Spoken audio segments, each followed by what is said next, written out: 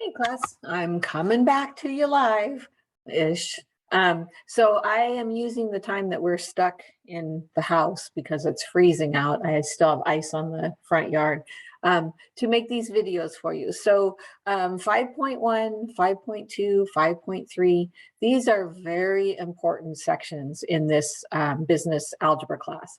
So 5.3 is a accumulation of everything that you've done from solving systems of linear equations, which was 4.1, to graphing and shading one linear equation or inequality. And then 5.2 was now you're graphing and shading a couple different linear inequalities and then seeing where the shading overlaps.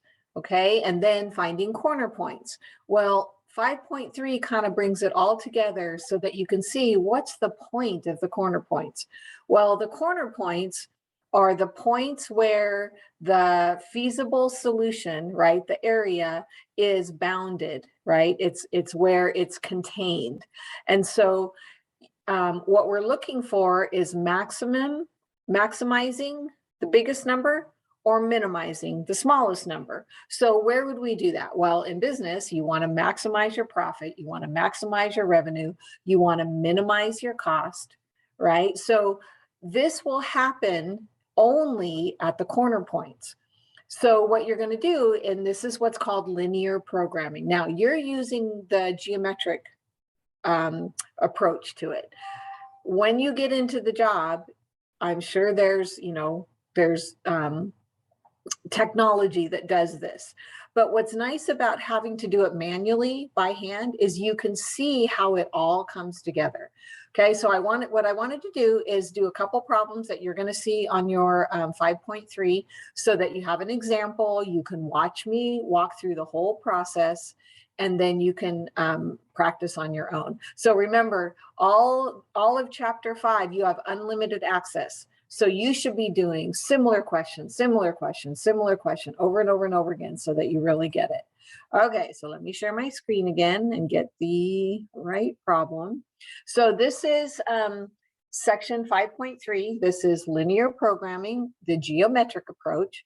So what you're going to do is you're going to take all the skills that you just learned in 5.1 and 5.2, and you are going to put it all together. You're going to do all your work on your paper because you can see there's no graph there. But the graph is going to be super important. So you're going to have to be accurate. So don't try and make these little tiny graphs because you have to know which two lines are crossing so you can pick up those corner points. Okay, so I'm going to do this as if this is a piece of paper. So what I'm going to do is I'm going to bring this up. Sorry, I'm writing these down again. Actually, can I do this? Oh, I know what I can do. What I'm going to do is I'm going to go ahead and redo this on a white sheet, a whiteboard, so that I have more room. Okay. Get my whiteboard here. Okay. So see, now I have a lot more room. I can work more. So let me get my, oh, is it not going to do it? It's not going to let me type it. Okay. Oh, here we go. There it is. No, sorry. I know I'm wasting your time. All right. Let me do it the old school way. Is less than or equal to 10, x plus 2y is less than or equal to 8, and x and y is greater than or equal to 0. Okay, so what this means is when you have, so let me write it here. You had p equals 7x plus 7y, okay? This is our maximizing. We're going to maximize this. So this is the function. So if you think of it in terms of we're selling, you know, the items that we're calling X for $7 and the items that we're calling Y for also for $7. And what we're trying to do is how many items do we need to sell to maximize our profit? Okay, so we want to maximize. Then it's subject to the 2x plus y is less than or 10. So these are our restraints, right? These are the things that have to happen. And my next video, I'm going to show you how it is applied. Okay, this is how you do it. Then we're going to see how it's applied. And then this time they have your first quadrant restraints written a little bit differently. Okay, so here is our first quadrant restraints. They're saying x and y are both greater or equal to 0, which means x and y can only be positives. Okay, so what I'm going to do is I'm going to rewrite these in my 2 different colors because color is great. So we have 2x plus y is less than or equal to 10. And then my blue is going to be x plus 2y is less than or equal to 8. Okay, so this is all they give you. They tell you to maximize your product. So solve the linear programming problem, maximize. This is your maximization equation subject to this. So how do we work through this? Well, this is just like what we've been doing. Okay, you're given 2 inequalities, you're given a restriction. So we're going to find our intercepts, shade, find the intercepts of the second one, shade where the 2 shadings overlap, that's our feasible region. Then we're going to find the corner points of our feasible region. And then, so that's all 5.2. Then we're going to maximize it. So 5.3 just gives us one more step. We're going to use this P function to maximize, and what that means is to find the highest number. If that said minimize, I'm going to find the lowest number based on my corner points. So one thing that's really important that you understand is a maximum or a minimum will only happen at the corner points. That's going to be important. It will only happen at the corner points. Okay. All right. So here we go. So I have my green. And remember the cover up. So I'm going to cover up my 2x and I get y equals 10. And again, the inequality only matters when I go to shade.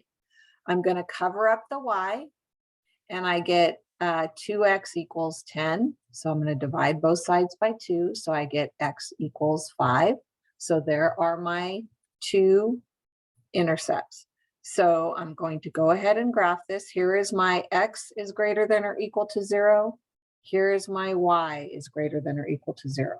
Okay, so again, in 5.3, you're not going to necessarily be graphing, right? You're not going to graph in my math lab. You're going to be graphing on your paper so that you have something to refer to.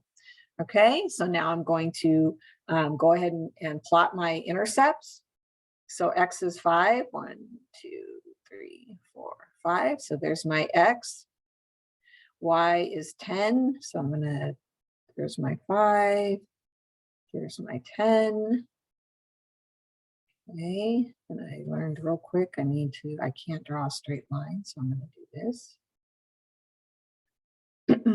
And now I need to shade. So 0, 0 point, that's my test point. So 0 is less than or equal to 10. That is a true statement.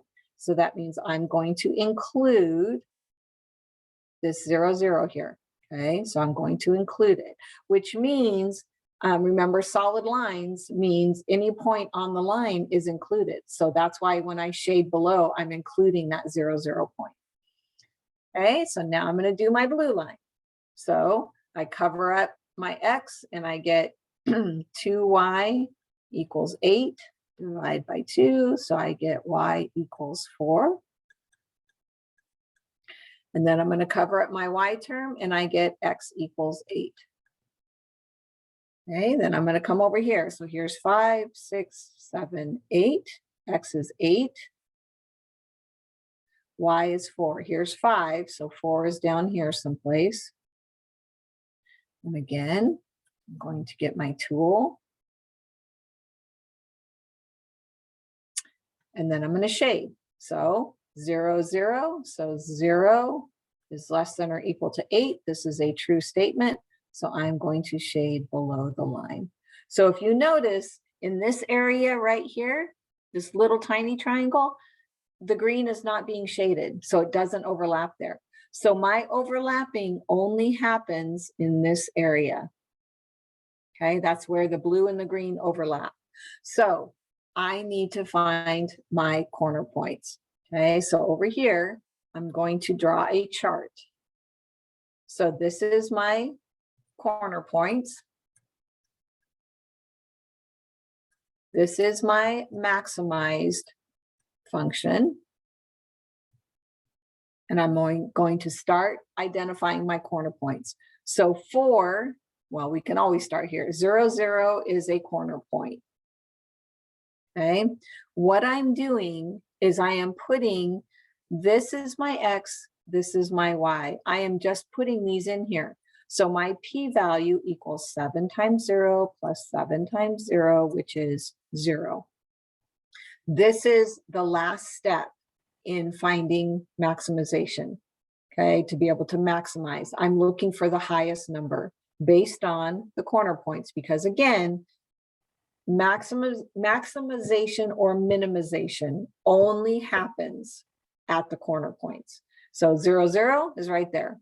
Here is my y-intercept, so it is 0, 4.